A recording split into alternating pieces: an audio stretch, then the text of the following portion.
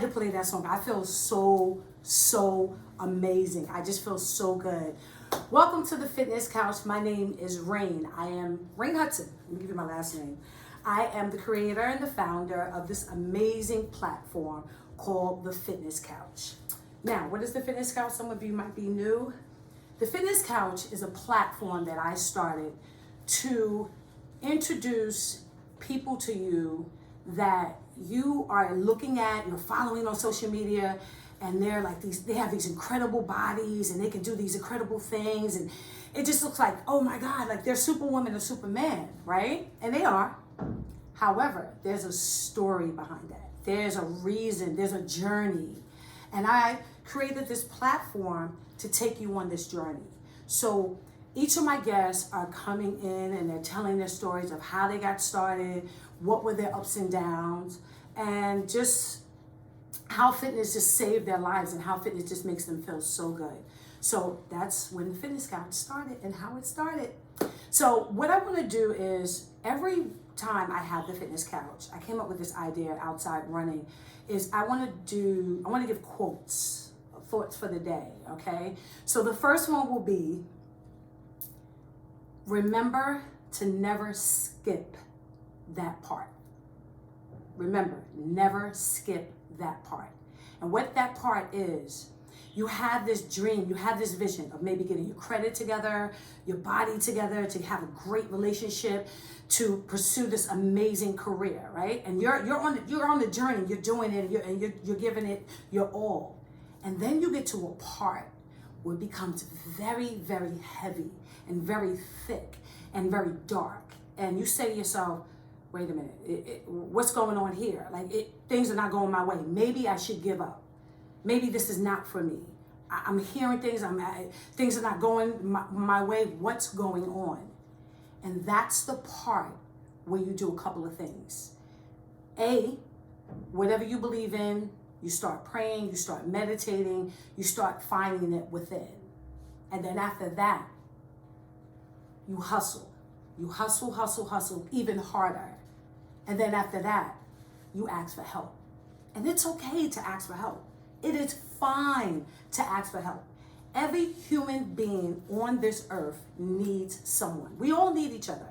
So it's okay to say, hey, can you help me with my credit? Or, hey, what do you think about this idea? And hey, how do I pursue my career? Can you kind of help me out? It's okay to ask for help. Doesn't mean that you're less of a person. That's what we're here on earth to do, to help each other. And then all of a sudden, you're gonna see that dark, hard spot that you was in, it's gonna open up. Why? Because you believed in it and you had people around you to help you. And that's basically what I want to tell you guys. Remember that part, okay? Well, that being said, I have one of my favorite, all my squad members are just my favorite, and I love this young lady. I call her New Girl. And it's funny because when she was taking classes with me at Crunch, and when she takes classes with me on Zoom, there are some people that are new that come in. I'm like, come on, New Girl. And they're looking like, why is she calling me New Girl? And then we got to explain to them. And I'm going to explain to you why I call her New Girl, okay? She's not new at all. She has been with me for a second, and I love her. And she's just amazing. So without further ado, let's bring out my girl, New Girl. Let's go. Woo! Go New Girl, go New Girl, go New Girl. Yes. Hi, baby. Hugs. She got her shots. I've been vaccinated. You got your vaccinated? My second dose was over 3 weeks ago, so we're good. This is safe and healthy. How do you feel? Sit back, relax. How do you feel? I feel good. I had like the fever the day after, but that means your immune system's working. Okay. So like if you feel like horrible the day after, it's a good sign. It's a good sign. So you should want to feel bad after your second vaccine. Okay. So were you nervous? I wasn't nervous. I think because I'm in the healthcare industry, like most of my colleagues already had been vaccinated, and I was like, why can't I find this appointment? Right. And so I already knew a bunch of people, like most of my friends had been vaccinated who were therapists, and then because I'm in my training program for to be a specialist in adolescents and children. Okay. and all my colleagues there were like, oh yeah, I've been vaccinated. It's so easy. So you're like, I gotta get vaccinated. Yes. Okay, so she's vaccinated. Okay, so guys, do you see why I call her new girl? What is the character's name? Her name is Jess. It's also Zoe Deschanel. If Yes. people need to know the actress. This is she look. When she walked in my class, I will never forget. It was at Park Slope. It was on a Tuesday. I think it was Tuesday or Thursday. It would have been one of those. Yeah, whether it was Tuesday or Thursday. She walked in, and I was like, she's so pretty. I was like, oh, that's New Girl. That's the girl from New Girl. She was like, no, I'm not. And I was like, you sure? And she was like, yeah. So it just stuck. So let's get everything. Let's get your first and last name. And So my name is Cydni Cantor, and now it's technically Cantor Fields because you married now. Because of marriage. But like actually, when I was dating, every single guy when I would do online dating were like, "Did you know you look like Zoe Deschanel?" And I'd be like, "Yes." Yes, you look like New Girl. Where do you live? I live in Carroll Gardens. Okay. Are you born and raised in Brooklyn? No, I was raised in Texas and in Florida. Really? Yeah. What made you move to New York? Because Texas I good. hated- I don't know if you're familiar with Texas or Florida, but it's not I actually like Dallas. Dallas is cosmopolitan. There's lots of different people, different diversity. When I lived in Sarasota, Florida, my dad was going to retire, which he didn't. He still worked in Dallas, but kept flying to Florida is weird. Right. It was a weird thing, and so then I lived in Sarasota, Florida, which is the number one place for old people to retire. Okay. So I wanted to get out of there as fast as possible. Because Okay. I also had just gone to high school there. So Right. Okay. a lot of the kids I went to school with already knew each other, and so I never really felt like I fit in very much. Right. Also, I am not naturally I have no coordination. I lack balance, so I couldn't even get on sports teams very well. Right. I was a theater kid, which is fine. I like theater, but Yeah. So you came to New York. You were in college. How did that? I went to school in Connecticut at Trinity College in Hartford. Okay. And then my oldest brother, he's 8.5 years older than me. He lived in New York, and so I knew he was in New York since I was in middle school. So I always wanted to be in New York. I was so cool. There's all the theater. There's all these things, and I was this is my dream. Right. And also both of my parents' families all from the Northeast. So you love New York. So yeah, because my parents' my dad's family's from Boston, and my mom's family's from upstate New York. So it's just yeah, I want to be here. I want to be part of New York. I want to be part of New York. Well, we're glad you're here. We're glad you're here. Okay, so let's start. Let's start. I have some water. I have this ginger. I didn't want to give it to you. It's my trainer gave me this ginger. He's like, you have to drink it. So it's kind of oh. But so you were in college, and what was your major? I was a classics major, which is ancient stuff. Okay. Things people don't need. And I minored in women and gender studies. Okay. So now you're in college. Yes. Were you heavy? Were you ever heavy? I was heavy in elementary school and middle school. Okay. Like, did you I get didn't teased or? In elementary school, I did. You were heavy? Wow. I was a really. She had a picture now. Oh, no. I weighed more in middle school than I do now. Okay. Wow. I had my eating disorder twice. I should also clarify. We're going to talk about that. Yeah. And the second time it came up was when I was in grad school. So college, I was still fine and healthy, but that was because I was in therapy, and that's why therapy is important. Right. So you were in college, and you had this heavy workload, right? When did you start? You was like, okay, I need to start working out, and what made you start working out? I was a senior in college, and it was one of my friends. She's like, "Oh, you should do this," and I was like, "Okay." And I was I had been in therapy for a few years at that point because something had happened to me in my freshman year of college, and I had to deal with it. And it was a hard thing for me to deal with, and it took me some time to feel better about it. And luckily, I started creating my new friends that I felt safe and healthy and had more supportive relationships with.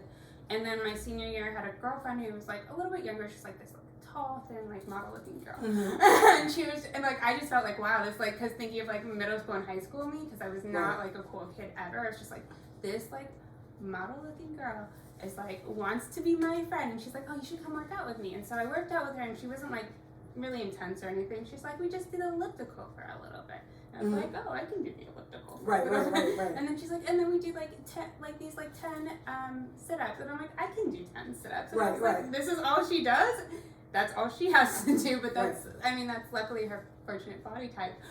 And so, but then I had some other friends who were like, hey, like we go to the gym every morning at 7 a.m. and they were heavier than I am. Okay. I was like the same size I am now. It's not like I was a different size back then. But you had told me that at one point you were getting a little obsessed with. That's when I got to grad school. Let's talk. So I should also preface that you should take time between college and grad school because it's a good time for you to identify what you want to do before realizing what you want to do. In between time. Yeah. Okay. And so I did take 2 years. So I was 24 going into grad school, and that's when I realized I thought I wanted to be a school counselor, and then I changed it to be a mental health counselor, which is just a therapist. And I don't, as I already said, I didn't major in psychology when I was an undergrad. Okay. And so I started feeling really like self-conscious about myself, and so I started. And since I'd already had like a healthy gym routine, I had one beforehand, not when I was. And I was just like, okay, I'm just gonna work out because that relieves my stress. Okay. So I kind of overly depended on it because I was just like, okay, I just have to do this because if I don't do this, everyone's gonna be better than me because they all have this education and this knowledge. And like I did do a lot of volunteer work with teens, and so like I had more actual real experience in these people, even though it wasn't like the psychology education. It was like I had worked with at-risk teens, I worked with teen moms, I worked with like finding like college ambitions with teens. Like I've been doing a lot of work, but I still felt like since I didn't have the education that my colleagues did, have been like an undergrad being psychology major, like I'd only taken one psychology class. I did have the minor of women and gender studies, which is also really beneficial for being in the mental health field. But like, so did you go through this depression of I need to lose weight, or like why did you start working out? Like again, you did it the first time, but then how did you start? So I started obsessing because I was working out the whole time because I was getting so anxious. So my anxiety, and I wasn't in therapy at that time anymore, so that's why I was a preface that as well. Like my anxiety was just like, because I had already learned how to have coping skills after I graduated college, and it was just like I know the gym is healthy for me, but I had a healthy routine, and I felt confident. But then when I went to grad school, I wasn't feeling my self-esteem had reduced, and I felt super anxious. So I was like, what helps me when I'm anxious? Working out. So I just went on the elliptical. So you knew that. You knew it in the back of your mind, okay, working out is going to make me feel good. Right. How did you get to the point where you overdid it? What happened there? That was called starting to count the calories the machine tells you. And so then I got really obsessive, like trying to beat myself. And then when I beat myself, I was like, if I can do 500, I wonder if I can do 600 calories. If I can do 600 calories in like this like hour long, like, well, it was 30 minutes, and then it later turned into an hour of being on the elliptical and seeing if I can get to 1,000 calories. And I could. Right. And then I was like really impressed with myself, and then I'd be like, look how well I'm eating. Like, not eating, and because I also stopped eating too, which was its own issue. So so was that an everyday thing? You worked out every single day? Every Monday through Friday, I would work and make sure I burned at least 1,000 calories. And then I was also one of those people who got really self-conscious if they ate alone. So so it wasn't to lose weight. That just ended up because of my coping tools of being being like, if I'm anxious, I exercise. And I don't like to eat alone because that's what losers do, because that's like my whole middle school mindset. Right. I was saying losers don't like eat alone. And so that was my mindset of like, okay, so like I just won't eat. Wow. Yeah, it's so sad. wait, so let's just give a typical day. You would get up, you would work out like crazy. Yes. You had to like how long were the sessions? Did you do an hour? It was an hour of just being on the elliptical to make and I got that over 1,000 mark, and then I would do my ab exercises, which were another 30 minutes. And then you would eat. Then if I had plans with friends, I would eat. If I had no plans with friends, I would eat either like just an apple, or like I would have some peanut butter with the apple, or I would and then if like that, because I always try to have that as my breakfast because I just worked out and I was like I need to eat an apple, and then I wouldn't eat until maybe like in the middle of the day, and then I just have some nuts, like it was like a handful of nuts, not like a whole thing. It was like Wow. I would like be very specific. I think it was like I would even say less than a handful because it was like, this is my snack. This is good protein for myself. Like I was really, because of just like because I was also studying and doing grad school stuff at the same time. And then when I started, this got worse when I started the internship I had for grad school because like my schedule got more compact, so I couldn't even monitor. Like I'd be like, oh, I need to make sure I have some food for myself, and they offered like food that they give the kids, but like I didn't want to eat like chicken nuggets every day, so I wasn't gonna eat that. So was it your biggest struggle of not eating a lot, or working out, or was it both? It was both. Because I became because I would tell myself I was eating when my friends were eating, so I was fine. And it was just more the anxiety of like eating alone and what that meant to me at that time, and also like I had to reach that number of calories, and if I didn't reach it, then I didn't do what I was supposed to do that day. Okay, so you had told me that, of course, everyone knows when you do things like that, what happens. So let's talk about you lose weight. You lose weight, but then it's a tragedy. It comes. You told me that you know these 2 teeth are fake. Wow. You can kind of see my scar on my lip. You can see on my lip that it like looks funky and it doesn't, like this one kind of lags a little bit, and that's because I fell in the middle of Six Flags. And what was that? The reason why? Because I wasn't eating. Wow. I was dehydrated. Like there's a if the list goes on, like it was a combination of just all of a sudden like fainting. Yeah. Not listening to you. Yeah. And how many times have you done that? How many times have I fainted? Yeah. No, that wasn't like after that. I was like at that one time. Well, that was the one time because I had to go because I was 25 at the time when that happened. So this was like 7 years ago. So I was 25. I had my friends had to call my parents because I had amnesia at the time because this was in the middle of Six Flags, and all of a sudden I woke up and I was just like, what am I doing here? I knew where I was in Six Flags, but I didn't know where we were in Six Flags because it was their, I guess, little hospital. Right.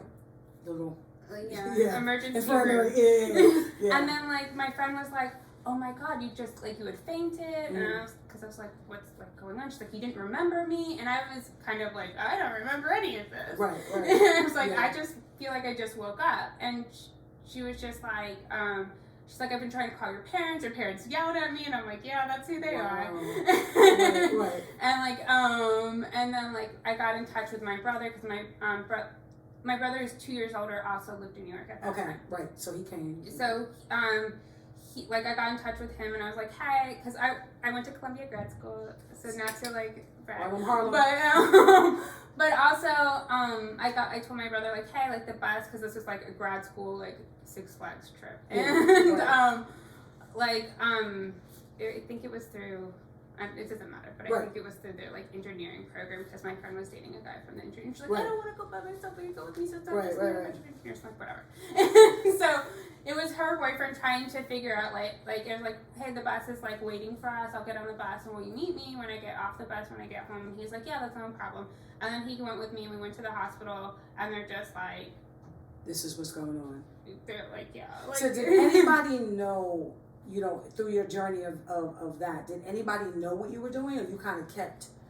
I kept it pretty secretive. I had a friend who, so I was 25 at the time. She was 30, 31, 32. And she was also in the Air Force, and so she has a lot more, I think, human knowledge than I think a lot of other people in my program did, who were a lot of people were younger than me.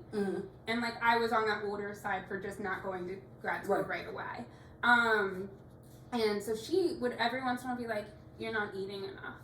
And be like, this is bunny food when I'd be when I'd get a salad. And she'd be like, you need to be eating more. And I'd be like, I'm fine. I don't know what you're talking about because I'm also a very energetic person. Right. So you were in denial a little bit.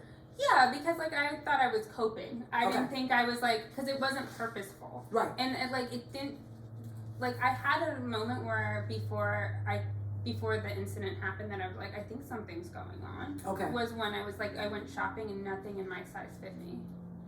Wow. And I was what size did you go down to? 00. And I was a 2'4". Whoa.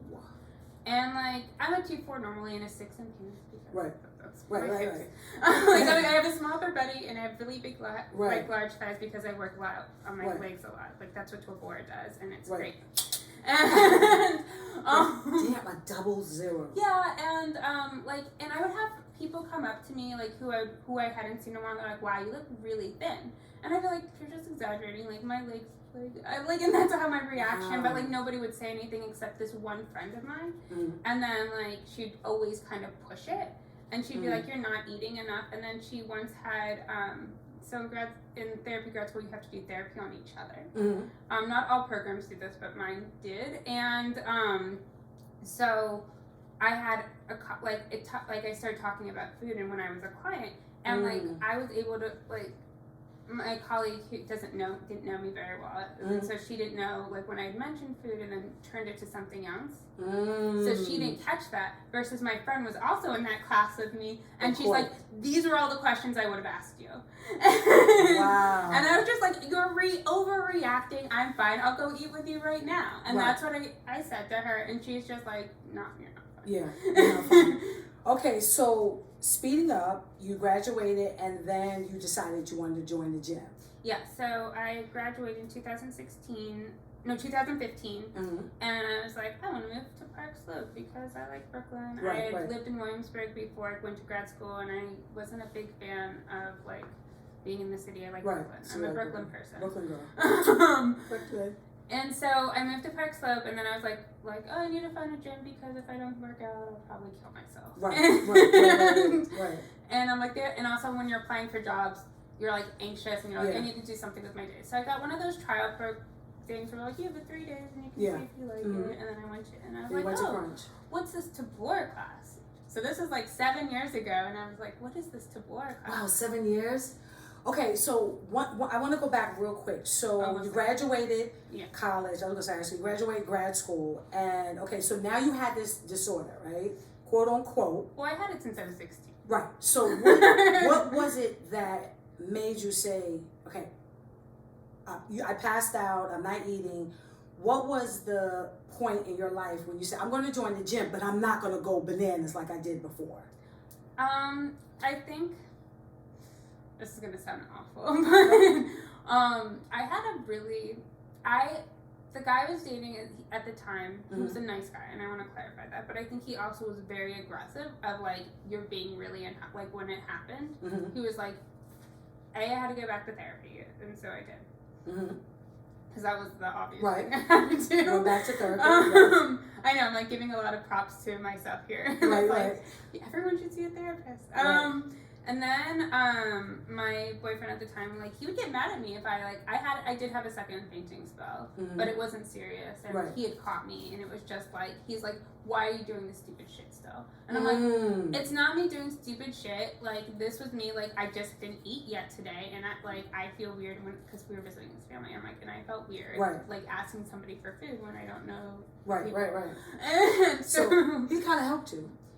In a very aggressive way. Sometimes we need things in an aggressive way. Sometimes. Yes, and I mean, we didn't stay together for lots of reasons. But you do realize that sometimes people come to your life just for a season. Yes. And I believe that's what he did. Yeah, I think he did for other things as well. I think there's a lot of things that he did help me kind of and challenge me in that I hadn't before. And I think my eating disorder, like and my friend Katie, when I acknowledged it to her, she's really big on fitness, and so that's why she was like, this is what you're doing wrong. Right. And she's also a veteran, she's like, you're being bad. Right.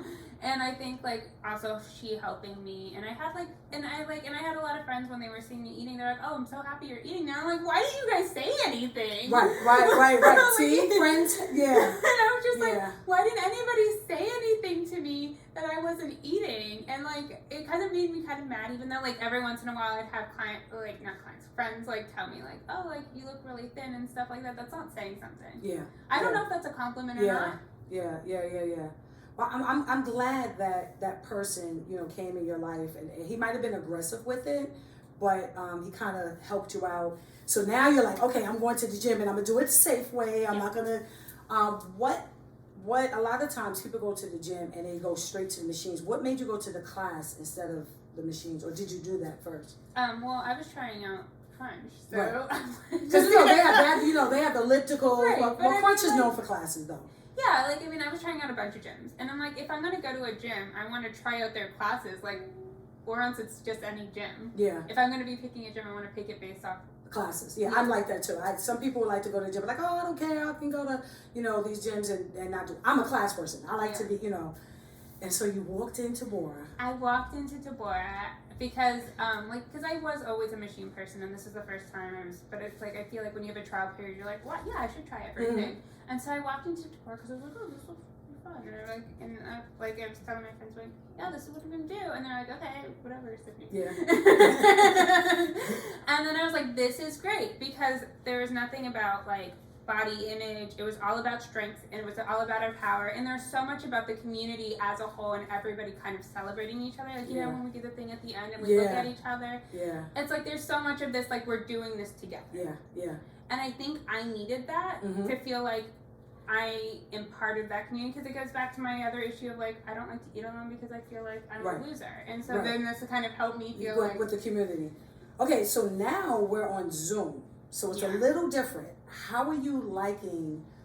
It's challenging for you, right? She's like, It's not your fault. It's not anyone's fault. Yeah. It's like the same issue I have with working with my clients. I just hate it. Yeah. I'm on Zoom all day. Like, it's no one's fault. It's just the reality. Oh, so you're doing your clients, they don't come to you. Oh, okay. So everything, So, like, I'm on Zoom all day, like, and I work with the kids, and it's so hard for me to be that physical element of feeling that connection. Yeah. And I feel the connection in class, but it's also like, we're not together. We're not, And I think it's just the reality. It's just the pandemic sucks, and it sucks. And there's nothing we can fix about it. But you know what, I will say this, even though you are alone in the house, I mean, you have your husband, of course, he's amazing. My cat. And he has a cat. You don't, it doesn't show. Like, you always come looking cute with your little outfits, and you're always giving you all. So you don't make it seem like, it's killing you. So I want to say thank you for that. What advice would you give someone that went through your journey of, because there are people out there now that think, hey, if I don't eat or if I burn 1,000 calories, I'm going to lose the weight. What advice would you give them? Talk to somebody. Okay. Like, whether it be a friend, a therapist, your family, talk to somebody about what you're going through, and let somebody know. Okay. Because I think when you feel like you're not holding it alone, like, I work with a lot of teens who go through this, and I always tell them, like, I've had this happen to me, and they're like, really? And I'm like, yes. Right. So stop it. Yeah. But, like, I think being honest about it, and, like, being able to kind of, like, know that it is hard, and, like, validate, like, because I think there's so much going back into, like, when gaining weight and what that means, and all of these things are so painful, and it's so painful for me now. Like, my thighs have grown since the pandemic started, and that's just because I'm doing more strength work than I was before. And it's not because, like, I'm eating junk food. It's just now I'm more muscular than I was before. So it's a difference. Yeah. Right.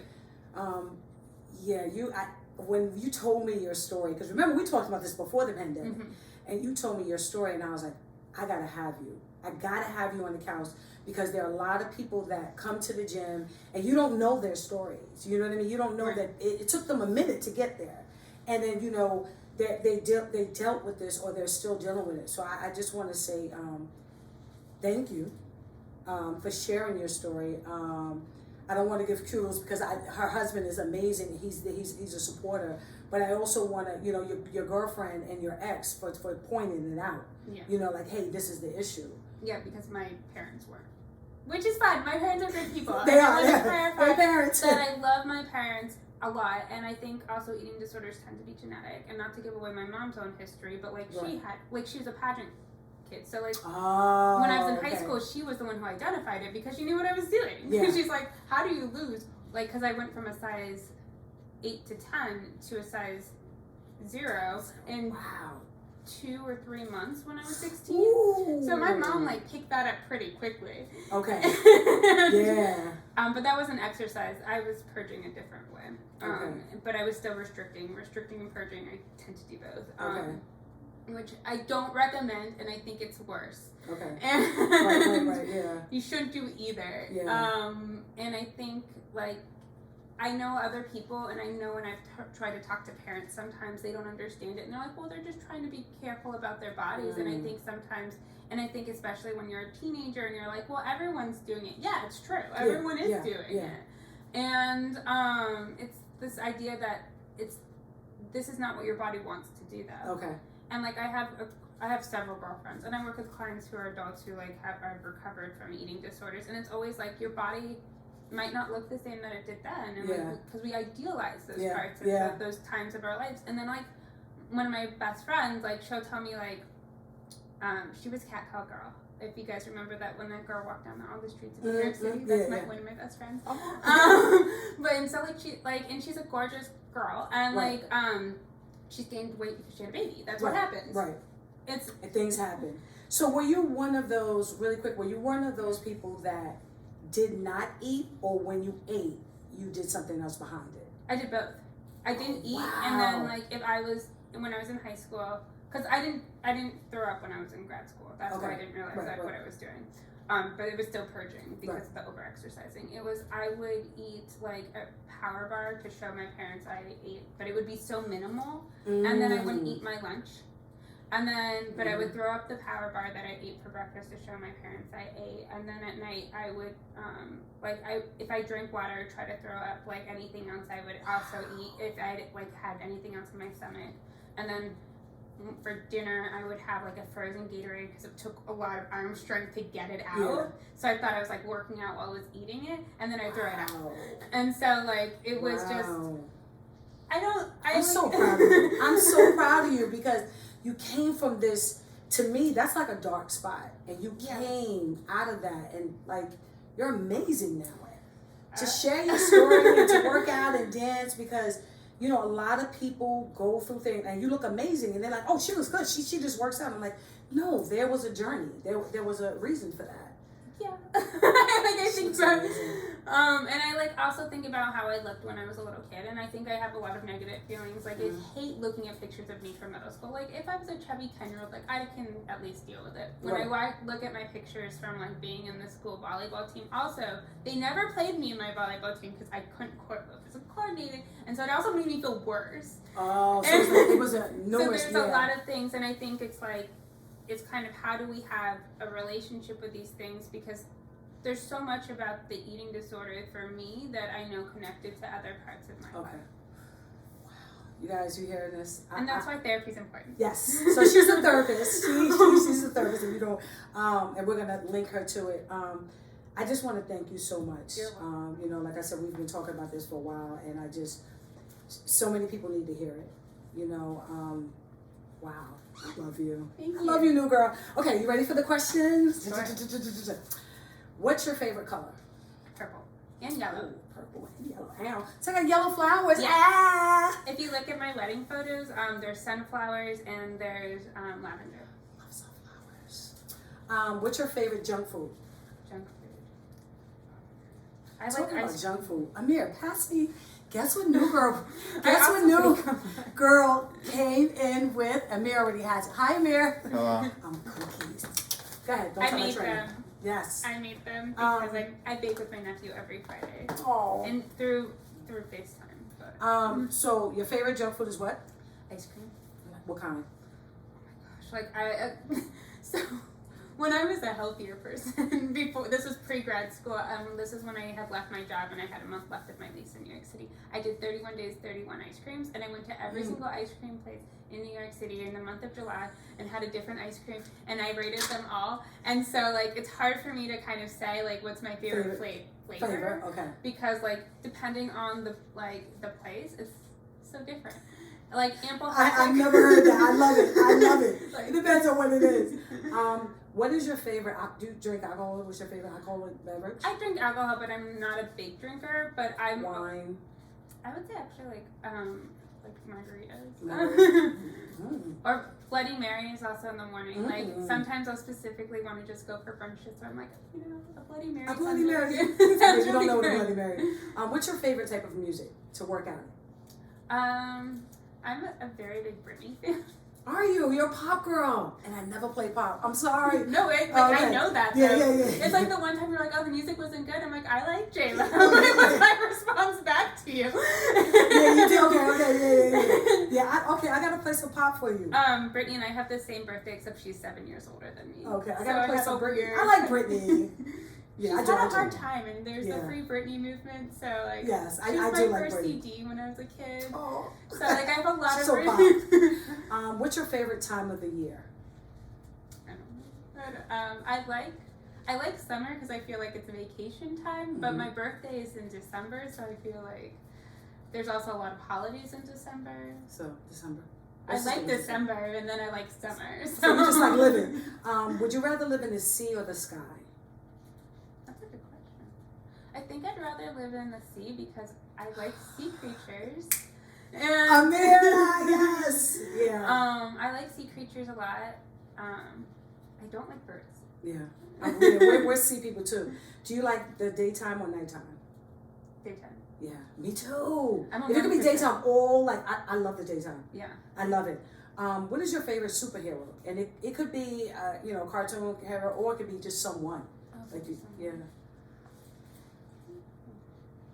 There's a lot of people who I think inspire me, and I think with like everything going on, like with our country and society, and especially with the Black Lives Matter movement, that like don't hate Asian people, which these things sound so obvious, but they're clearly not. And I think it's just a lot of everyone who's been kind of speaking up and kind of being able to help. Superheroes. Yeah, because it's been making me, I know, a better therapist, because like now I've been going to trainings to make sure I'm like, because we all have biases, like we're humans.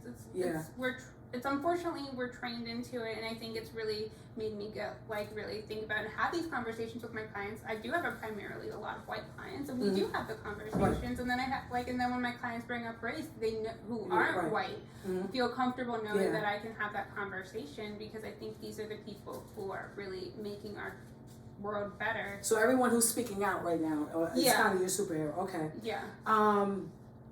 If you had 3 things, just 3 words to describe you, 3 words that, God forbid if you was to pass away like right now, and I'd be like, 3 things you want people to know about you, like just these words to describe you. Empathetic. Mm-hmm. Cat lady. Yes. And just a good person. Yeah, I was gonna say fun. She's so just a good person. What is a sound that you love to hear? You're gonna make me think of the sea again. The sea, the water. Yeah. Yeah, the waves. I love to hear the waves. Oh my gosh, hitting against rock. We gotta go away together. What is the sound that you hate to hear? Like, I like children. I want to play this.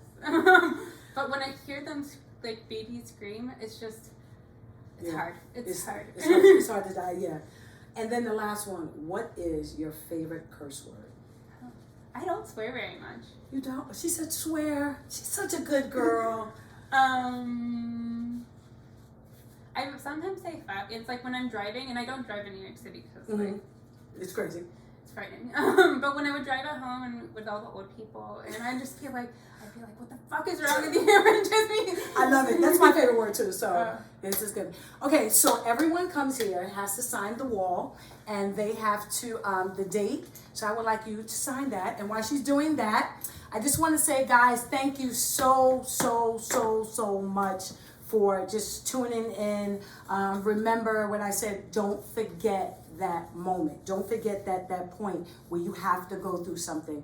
And again, I want to thank you. I love you guys. You're rock stars. Thank you, new girl. Yes, for coming through. Guys, have a great Sunday. Oh, we got cookies. Ow. I forgot to eat it.